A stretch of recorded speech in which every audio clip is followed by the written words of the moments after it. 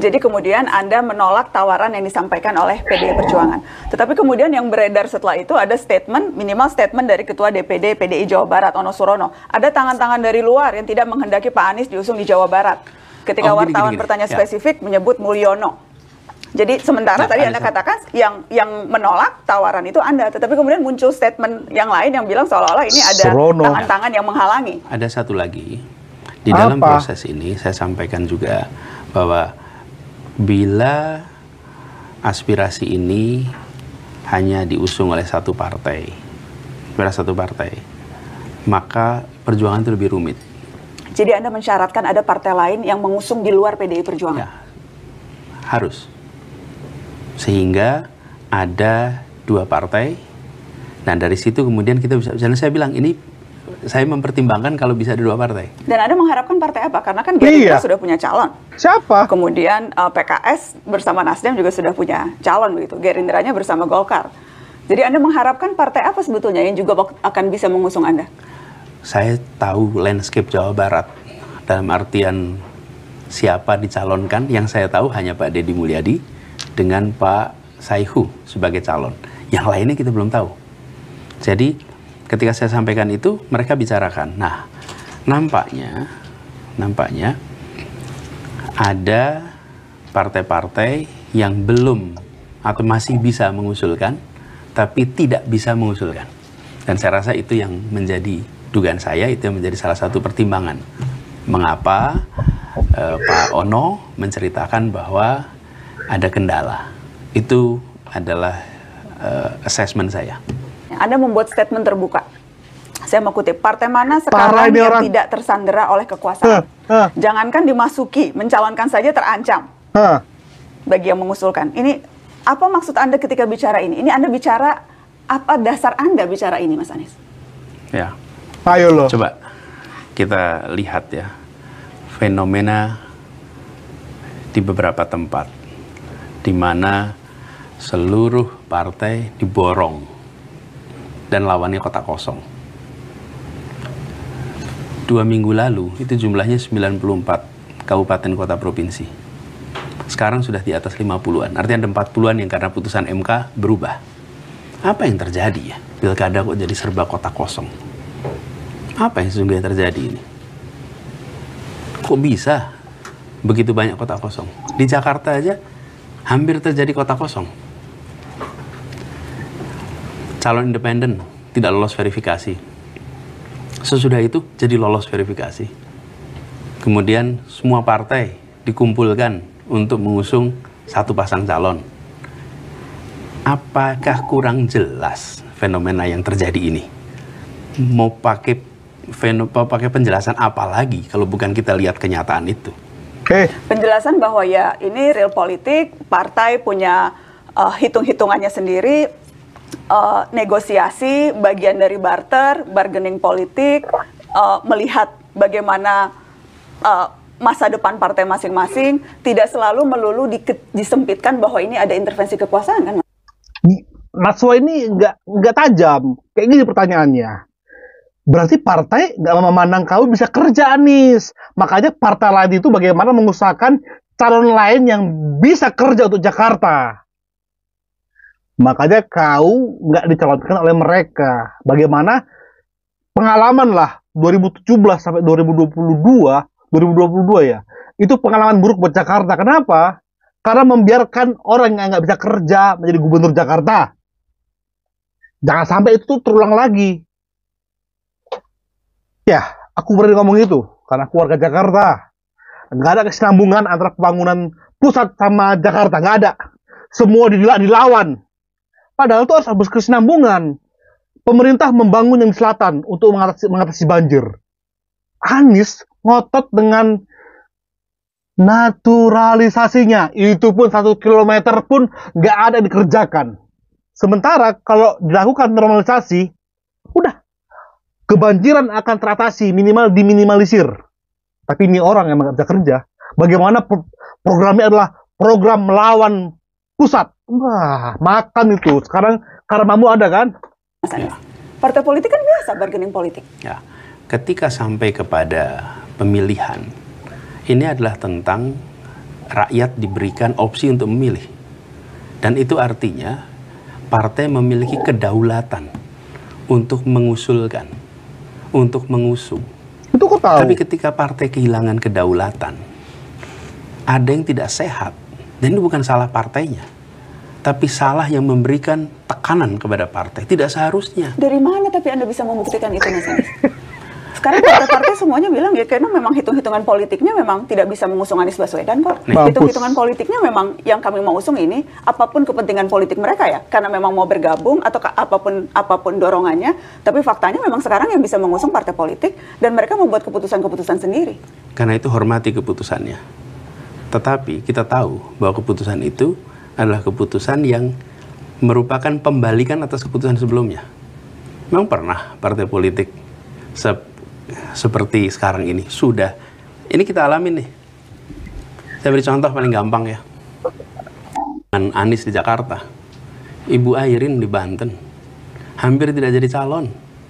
Wali kota 2 periode, sukses. Tokoh Golkar, surveinya di atas 50%, 60%. Kok bisa seperti ini hampir nggak bisa maju? Penjelasannya yang lain mungkin akan bisa bilang ya memang karena ada konflik internal Golkar. Erlangga baru saja diturunkan, Bahlil kemudian maju dan sebagainya. Ini memang perang internal. Selalu ada penjelasan yang bisa diberikan untuk setiap fenomena politik, Mas Anies. Tidak melulu semuanya kemudian menjadi ini intervensi kekuasaan. Kalau partai... muter-muter kau jawab aja kau! Muter-muter aja kau. Ya, omongan yang muter-muter itu tuh terbantahkan ketika di posisi PDI punya kuasa untuk mencalonkan kau, tapi PDI nggak milih kau. Kenapa? Karena ya PDI punya kepentingan untuk melawan penguasa, melawan Jokowi. Ya kalau memang mereka pengen melawan penguasa, kau dimajuin, Anies. Nah, kenapa kau nggak majuin? Ya intinya aja, kau nggak bisa kerja. Ya, kau nggak bisa kerja. Kau pandai berteori, kau nggak bisa kerja. Tapi kau bermuter-muter bahwa ada kepentingan penguasa. PDI itu nggak bisa disetir oleh penguasa. Ya, kenapa mereka nggak milih kau? Udahlah, kita fair aja lah. Sepakat bahwa partai-partai melihat kau nggak bisa kerja, Anies.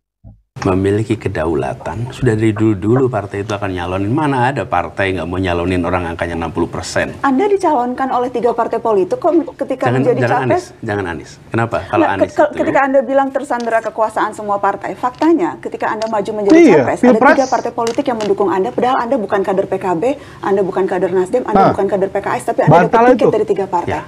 Itu kan tidak tersandera kekuasaan, Mas Anies. Kita merasakan persis kenapa berinteraksi dengan pimpinan partai. Saya bersyukur sekali bahwa pimpinan partai seperti Nasdem, seperti PKB menceritakan apa adanya atas situasi yang dihadapi. Oke? Dan lebih rumit daripada Pilpres yang mereka hadapi. Karena itu saya sampaikan, saya hormati keputusan untuk tidak mengusung. Saya hormati keputusan itu. Karena mereka berhadapan dengan situasi yang tidak sederhana. Saya berikan ilustrasi. Pasca Pilpres situasinya lebih kompleks? Tahu. Ya, lebih kompleks. Bahkan lebih kompleks. Nah, kalau kemudian partai memiliki kedaulatan dan partai boleh melaksanakan kedaulatan itu, kita akan menyaksikan berbagai partai itu punya calon. Nggak kita menyaksikan kota kosong sebanyak ini.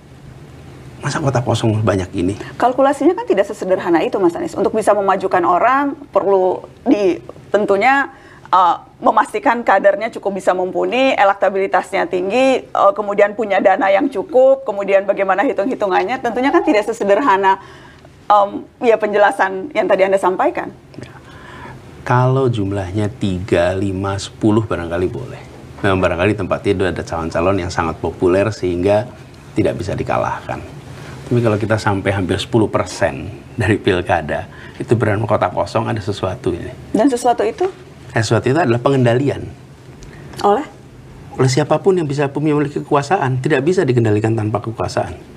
Nah, apakah ini adalah satu pihak, 2 pihak? Kita nanti harus lihat ya. Tapi harus ada pengendali, udah mungkin. Mas Anies, Anda ini dianggap playing victim loh. Mengatakan seperti ini setelah Anda gagal dapat tiket. Sebelumnya tidak pernah sekencang ini Anies Baswedan. saya itu bukan gagal dapat tiket. Saya ini gagal, saya tidak dapat boarding pass, tapi tiketnya udah dapat. Tidak bisa Berarti terbang, tiketnya Mas ada. Anies? Iya, tiketnya udah ada. Coba bayangkan. 3. Jadi ini bukan playing victim. Ini victim beneran. Ini cerita tentang bagaimana kedaulatan partai yang sedang mereka gunakan, terus kedaulatannya hilang. Victim beneran, tapi begini Mas, yang jelaskan itu kayak rumus standar nih. Politik kita Victim tuh beneran. melodramatik. Dan politisi tuh biasanya paling mudah memainkan rumus korban. Korban tidak dapat boarding pass, dijegal, tidak bisa maju kontestasi. Minimal itu narasi yang berkembang.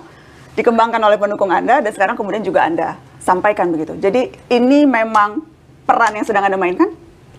Ini adalah kenyataan yang disaksikan oleh rakyat Jakarta dan rakyat Indonesia. Ketika kenyataan disampaikan, coba kita lihat nih kenyataannya. Partai sudah mengusulkan, partai sudah memproses, kemudian satu-satu dalam posisi tidak bisa melanjutkan. Tidak bisa melanjutkan. Apa sulitnya menyerahkan pilihan itu pada rakyat? Serahkan aja pada rakyat. Tapi tidak. Nah, justru ini ya. Kenapa ini bisa berbahaya pada demokrasi kita? Kita menempatkan demokrasi itu sebagai sebuah media untuk mengelola perbedaan aspirasi secara damai. Nah, ketika perbedaan aspirasi itu muncul, kemudian proses politik mencari titik temu. Kalau tidak tercapai titik temu, serahkan kepada rakyat untuk menentukan. Oke, kita bantah. Ya, orang ini pandai banget ngomong-ngomong. Kau adalah pelaku perusak demokrasi, Anies. Kami ingat banget di Jakarta. Ada orang punya hak pilih. Kalau pilih lawannya Anies, sholatnya ketika mati tidak akan disolatkan. Itu lebih parah dari sekedar membatasi demokrasi. Itu mematikan demokrasi, hak demokrasi seseorang untuk memilih secara langsung. Ya, kau membiarkan itu. Aku nggak ngomong kau pelakunya, nggak salah ya. Tapi kau membiarkan itu berlangsung di Pilkada Jakarta. Jadi ketika kau membahas masalah demokrasi di tahun ini, bacot. 2 kali aku bilang kau bacot. Ini 3 kali nih, 4 kali biar adil. Bacot. Nah, dalam pencalonan begitu. Aspirasi A, aspirasi B, aspirasi C, kalau pilkada nih. Partai-partai kemudian membawa aspirasi itu. Lalu menyerahkan kepada rakyat untuk silahkan rakyat memilih. Nah, yang sedang terjadi adalah aspirasi A, aspirasi B, aspirasi C itu dikendalikan. Sehingga yang ditawarkan kepada rakyat adalah yang oleh kesepakatan apapun itu, apakah itu perintah, apakah itu rundingan, disepakati dan tidak diserahkan kepada rakyat. Jadi peristiwa yang dialami bukan saja, kalau saya menceritakan ini seakan hanya soal Anies. Bukan, ini adalah bagaimana proses demokrasi kita yang dijaga untuk sehat. Kalau tidak ada itu, buat apa kita semua ini ada pilkada? Sepakati aja satu nama, terus menerus. Dan kemudian kota kosong aja semuanya. Kan jadi begitu kemudian. Dan Anda merasa bahwa memaksakan kesepakatan itu didorong oleh pengendali kekuasaan. Itu yang Anda katakan, Mas Anies? Kita nggak tahu sesungguhnya siapa yang mengendalikan ini semua. Kita bisa berspekulasi. Tapi kita kalau ditanya, saya tidak bisa tahu saya. Karena yang jelas itu kan narasi yang kemudian berkembang. Sedemikian sampai Presiden Jokowi ditanyai wartawan soal itu. Spesifiknya kita akan dengar apa kata Presiden Jokowi. Pak Anies itu tidak bisa maju di Pilkada DKI sama Jabar dan Bapak dituding sebagai salah satu yang... Saya itu kan dituding-tudingan banyak banget, tidak masalah itu saja, dituding mencegah, dituding menghambat, dituding... Ya tapi kan memang itu urusan partai politik. Mau mencalonkan dan tidak mencalonkan itu urusan koalisi, urusan partai politik, ada mekanisme, ada proses di situ. Saya bukan ketua partai, saya juga bukan pemilik partai, supaya tahu semuanya. Apa urusannya? Bagaimana Anda membaca statement Pak Jokowi ini? Apa? Kalau Presiden menyampaikan pernyataan, ya kita percayai. Ini pernyataan Presiden. Tapi Saya itu urusan partai politik, mau mencalonkan tidak mencalonkan itu urusan koalisi, urusan partai politik, ada mekanisme, ada proses di situ. Dan itu memang sesuatu yang Anda lihat terjadi kan? Semuanya mekanisme partai politik. Buktinya Nasdem begitu belum ditetapkan resmi juga sudah datang ke Hambalang. Pak Prabowo juga sudah bertemu dengan Caimin, bahkan tidak lama setelah ketahuan bahwa Pak Prabowo yang menjadi pemenang Pilpres. menang Pilpres. Jadi pertemuan-pertemuan itu kan menandakan bahwa memang sesungguhnya ya ini keinginan independen dari masing-masing partai yang memang mau bergabung dengan pemerintah yang akan berkuasa. Dan bagian dari konsekuensi itu tentunya ya sama dengan menentukan siapa calon-calon yang mau diusung di daerah-daerah strategis termasuk di Jakarta. Wajar saja kan Mas Anies? Ya, makanya itu kita hormati keputusannya. Lalu Kita hormati keputusannya. Nah, yang menarik apa lagi adalah menarik ini? bagaimana sebuah partai sudah mengambil keputusan,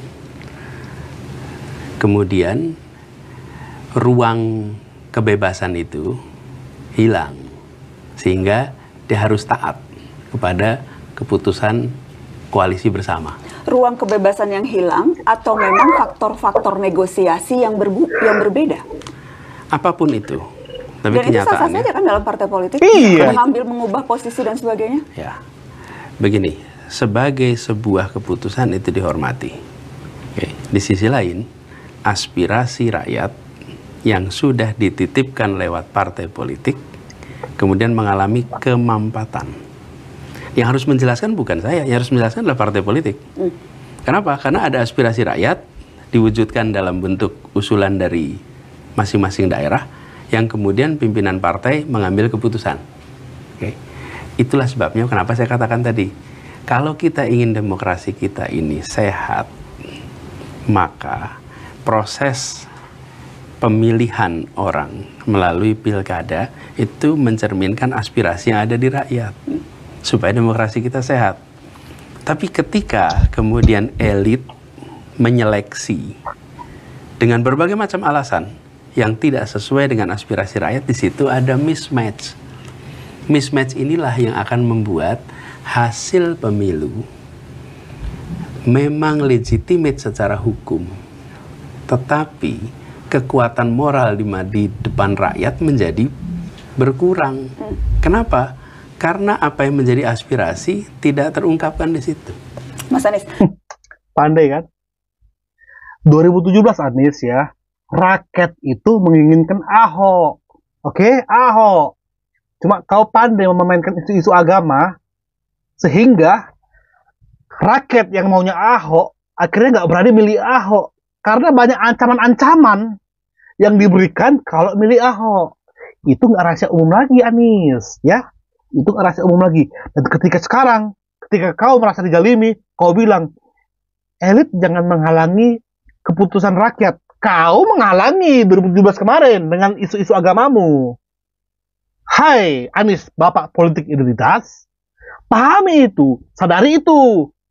Itu kalau tadi kita melihat proses ini dari sisi partai politiknya. Saya ingin bertanya dari sisi Anda sebagai politisi. Apa misalnya refleksi Anda atas berbagai langkah dan pilihan-pilihan politik yang Anda ambil selama ini yang mungkin saja banyak berpengaruh pada hasil yang kita lihat sekarang, tidak bisa maju di pilkada? Ya. Gagasan perubahan mengedepankan soal kesetaraan, keadilan, dan itu yang terus-menerus kami gaungkan. Itu adalah sesuatu yang menurut saya akan terus kami perjuangkan di dalam proses kemarin, Pilpres maupun ketika pilkada. Itu agendanya. Dan ketika agenda ini kemudian tidak bisa dijalankan, maka kita akan cari jalur lain untuk bisa menjalankannya. Evaluasi, tadi pertanyaan saya lebih ke evaluasi langkah-langkah politik yang Anda ambil sebelum ini, yang mungkin saja berdampak pada realita politik yang terjadi hari ini. Seperti katakanlah misalnya Mas Anies, apakah tidak pernah mempertimbangkan opsi maju secara independen? Apakah opsi itu memang tidak pernah dipertimbangkan, mengingat ya kesadaran Anda bahwa situasinya complicated, partai-partai yang tadi menurut Anda memang berada dalam posisi yang tersandera dan sebagainya. Yes. Opsi independen Kenapa? itu tidak pernah Anda pikirkan, kenapa? Kenapa? Ada beberapa faktor. Pertama, bahwa saya ini mengikuti pilkada setelah ada permintaan terus-menerus dari masyarakat di Jakarta. Sementara proses MK itu selesai bulan April. Itu baru selesai semuanya. Nah, independen itu Mei, sudah pendaftaran. Dan sesudah MK selesai, saya tidak kemudian, oh ya saya mau maju ke DKI Jakarta. Enggak, ini di rumah itu berdatangan warga, khususnya dari kampung-kampung miskin kota, yang meminta program-program yang dulu kita kerjakan itu dikerjakan balik. Jadi, satu adalah soal waktu. Waktu bahwa pilkada, independen itu pendaftarannya bulan Mei, dan pada waktu itu saya masih dalam fase, kita pertimbangkan dah, ini bukan kemudian, oh ya langsung mau ikut pilkada. Itu satu. Yang kedua, pada masa itu pun partai-partai dalam posisi kita akan mengusung dan percakapan sudah terjadi. Jadi dua faktor itu yang membuat tidak melakukan rute pilkada.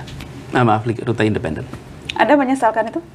Nggak ada yang saya sesali atas seluruh proses ini, karena saya yakin bahwa semua usaha yang kita jalani itu usaha yang satu menjaga tata nilai, yang kedua nilai. pasti ada hikmah dari semua proses yang kita lewati ini. Oke, opsi independen karena tadi tidak cukup waktu. Bagaimana dengan opsi Tidak cukup waktu, dan pada waktu itu belum memutuskan. akan maju atau tidak? Ya. Waktu itu Anda masih berkontemplasi apakah kemudian akan maju atau tidak? Sesudah ada banyak permintaan warga, baru saya mau memutuskan untuk maju. Bagaimana dengan opsi bergabung dengan partai politik yang sudah mengusung Anda? Menjadi kader partai politik. Itu opsi yang pernah Anda pertimbangkan tidak, Mas Anies? Bukan hanya pernah saya tawarkan. Anda menawarkan diri? Ya. Menjadi kader? Ya. Partai apa? Salah satu dari 3 partai pengusung ketika Pilpres kemarin, saya sampaikan bahwa karena saya sudah diusung, maka saya siap untuk menjadi kader. Tapi justru dijawab oleh pimpinan partainya, nggak perlu jadi kader. Karena kita tetap akan mengusung, Anda jadi kader atau tidak. Justru kalau Anda tidak jadi kader, maka 3-3 ini bisa mengusung dengan leluasa, nggak ada beban. Karena Anda bukan menjadi bagian dari salah satu. Tapi opsi itu saya tawarkan. Dan kemudian, kenapa waktu itu Anda merasa perlu menawarkan itu untuk mensecure kandidat pencalonan, atau karena memang Anda merasa di negeri ini kalau tidak jadi kader parpol itu akan sulit untuk bergerak dalam sistem politik? Pak, saya melakukan ini sebagai usaha saya untuk bisa memberikan dukungan kepada partai yang mengusung. Karena mengusung, maka saya akan dukung dengan cara saya menjadi anggota. Tapi ternyata malah justru, sudahlah Anda jadi milik semua saja. Milik 3-3, jangan milik salah satu. Milik 3-3-nya, sehingga Anda bisa pakai seragam 3-3-nya, bukan seragam satu aja. Jadi, itu. Ada 3 partai yang mengusung Anda waktu itu? Ya, salah satu lah. Nasdem, PKS, PKB. Ini partai yang pertama kali mengusung? Udah salah satu lah pokoknya. Yang warnanya yang Anda pakai sekarang bajunya? Ini kan selalu dipakai bajunya nih. Warna biru, yang baru kongres. Ini kan selalu saya pakai bajunya. Oke, saya Dia nggak berani ngomong partai mana karena dia tahu itu cuma ngedabrus doang. hargai kalau Anda tidak mau menyebut. Tapi yang jelas opsi itu pernah Anda sampaikan. Oh iya, iya. Jadi Anda memang berkeinginan, Anda memang merasa kalau mau dapat posisi, kalau mau berkuasa, kalau mau membuat perubahan di negeri ini, ya harus lewat partai politik, ya harus jadi kader partai politik. Kalau tidak, ya akan susah untuk dapat dicalonkan. Begini. Gitu kan Mas Anies? Memang kuncinya itu kan? Jadi gini, jadi kader atau tidak, itu bukan sesuatu yang dijauhi, sama sekali tidak. Sama sekali tidak. Jadi kalau, bahkan pada saya ceritakan dalam Pilpres itu saya menawarkan untuk menjadi kader. Dan institusi partai politik, ya memang institusi yang ada untuk mengikuti kontestasi, itu kenyataannya. Dan saya mencatat Mas Anies, jejak langkah politik Anda. Anda ikut konvensi Partai Demokrat 2014. Kemudian Anda maju Pilkada 2017 lewat PKS dan Gerindra. Anda maju Pilpres lewat Nasdem, didukung PKS dan PKB. Pilkada 2024, hampir maju lewat 4 partai politik, dan kemudian tidak jadi. Kutu loncat Anies Baswedan nih. Oke, kutu loncat ke Anies. Apa jawaban dia? Kita akan upload di part ketiga. Klik kolom komentar, sudah saya upload part ketiga dari Mata Najwa ini bersama Anies Baswedan, abahnya anak abah. Sampai jumpa di part terakhir. Thank you, bye-bye.